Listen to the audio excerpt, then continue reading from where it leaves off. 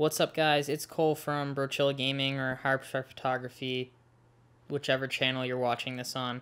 I haven't really done anything on either of those channels for a really long time, but I decided to make a video on this just because I thought it would be nice and informative for both a gaming and video editing channel kind of thing and a photography video editing channel. This will be the overview of my editing / Mac-based gaming rig. Alright guys, so here's the computer. It is a 2009 Mac Pro that has been upgraded beyond belief and essentially performs to the standards of modern high-end consumer-grade workstations. Alright guys, so once we open up the case, we see the main beast itself. As I said, it's a 2009 Mac Pro, and one of the things that I really like about the Mac Pro is just the layout. It is such a beautifully designed case, just in the way that everything is almost completely toolless, and you can do everything with basically just a screwdriver, and in a lot of cases you don't even need that. On the bottom we see the, I guess what you could call the main motherboard, which contains the processors and the RAM. So the processors are two Intel Xeon E5520 processors. So these are the end of the Core, kind of the original like Core 2 Duo, Core 2 Quad, Core 2 Extreme generation. These were the Xeons in that series. But still, beastly processors. These are dual quad cores clocked at 2.3 gigahertz. So I have a total of 8 cores and 16 threads. So let me recenter my camera there.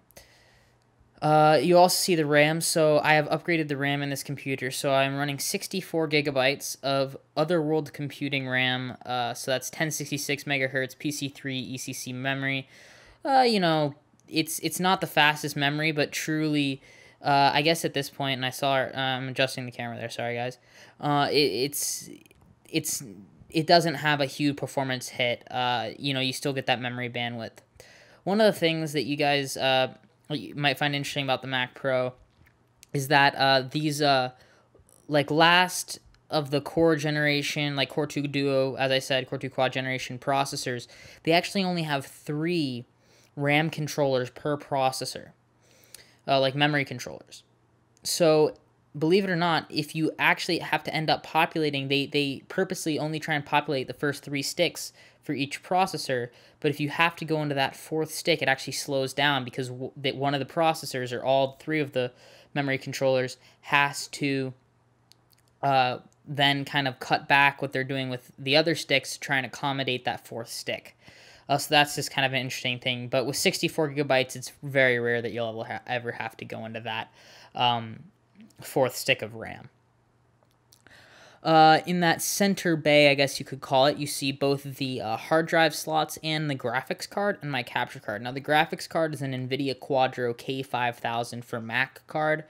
Very powerful, very expensive, but an amazing card for video editing. These are validated. This is an incredibly powerful card. It's running a GK110 GPU, or it's either GK104 or GK110. I apologize, I've seen different things. So kind of 6 series, and if it's a GK110, GTX Titan series GPUs, just underclocked a little bit. It has 4 gigabytes of VRAM, and it can support up to 5K output at 48 hertz.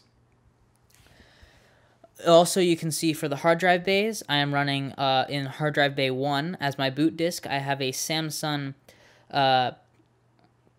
840 EVO SSD. It's a great SSD, 500 gigabytes. That's my boot drive. It holds all my applications. I like having a lot of storage free, so right now it actually has about 460 gigabytes free on the drive. In hard drive bays 2 and 3, I have 2 Western Digital red NAS grade drives, 4 terabytes each. Those are running in a RAID 0 array for all of my, those hold all the video and all of my Premiere Pro projects and files and my photos and everything like that. And then in hard drive bay 4, we have a 6 terabyte Seagate Barracuda drive that that I use for all of my backups in Time Machine. Obviously in the top, not much to talk about. I'm just running the stock, basically what it came with, the 2 super drives. in the I guess the DVD drive bay. I could always put another hard drive in there for more backup or more storage or something, and then maybe a Blu-ray reader, but I really never use them anyway, so right now, I'm kind of deciding what I want to do with them. Also in that center bay, I forgot about it, I have a Blackmagic Intensity Pro PCIe capture card. Great capture card, great video quality, uncompressed video quality. I use that for when I used to record games and things like that. I really just kind of like stopped recording gaming videos or anything, but I use it sometimes to pipe HD video straight into the computer if I want to. Things like that. Also on the other side of that top bay, on the left side there, or right side there, excuse me, that's just the power supply, so not much there. You can't remove the power supply, and I'm not actually even sure on the wattage of that. Somewhere on the motherboard it says the max amount of power that you can supply to the PCIe lanes. And by the way, the PCIe lanes, those are PCIe Gen 2, just so you know. And they are a total of two 16X and two 4X PCIe slots. Alright guys, I do apologize for the noise. I'm trying to get good exposure inside the Mac here, but in here, and I do apologize if my mic's clipping, it's right next to my mouth. But we can see the more in depth the inside of the board.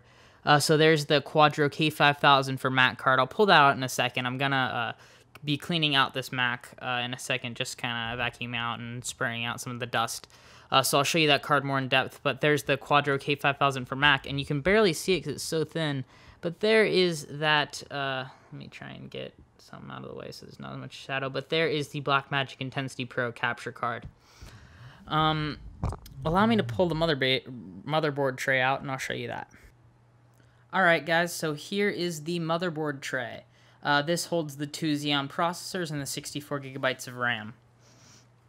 Now, I can turn it around nicely on the carpet because if you can see on the bottom below the circuit board, it's a metal plate, so it is grounded and everything, so I feel pretty comfortable. I probably shouldn't be pulling too much on these heat sinks, but it's okay. I've been checking my temperatures throughout its life, and it's still pretty good. So basically, here's the other 64 gigabytes of RAM. It's a little hot. I was rendering right before I turned the computer off. And then the two heat sinks. These are big heat sinks cooling those two Xeon processors.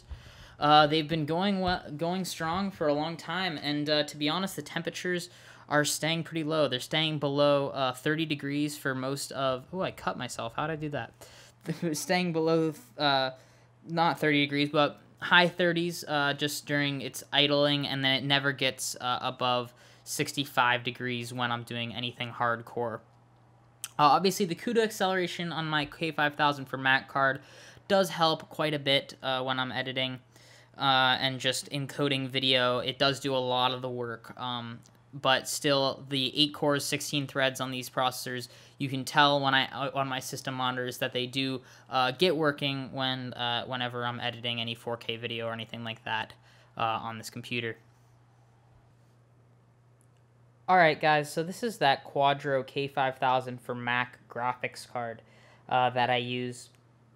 So anyway, this is a beastly card. This used to be the best card in terms of a workstation video editing card or anything like that that NVIDIA made. Now there's the 6000, but it is only available for PC users. I'm sure there's a way that you can make it work, but it uses quite a bit more power. This only uses a single 6-pin, which is another reason why it's great for Mac, is because Mac only can do two 6-pin, but this only uses a single one, so you can actually, in a sense, SLI these, or you can put two and it will recognize it as such.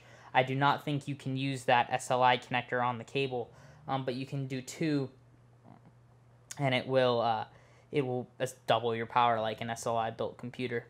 So big long card, I'd say almost 11.5 inches long. But I mean, it's a big card. There's a lot of weight to it. This top shell here is plastic, but the whole body here, this part and this bottom seam here, that's all metal. and it does get quite hot when you're video editing. There's the bottom of the PCB. There's the reference cooler. It's a little dirty. I'll clean that out, but that's the Quadro card. I'll show it to you again.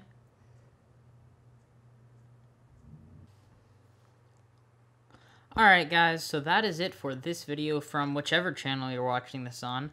Thank you guys so much for watching. Remember to hit that subscribe button. If you like the video, leave a comment on the video, and maybe I'll make more videos based on computers and editing and things like that. But maybe I'll make another video again sometime soon, guys. So thank you for watching, and I will see you hopefully soon.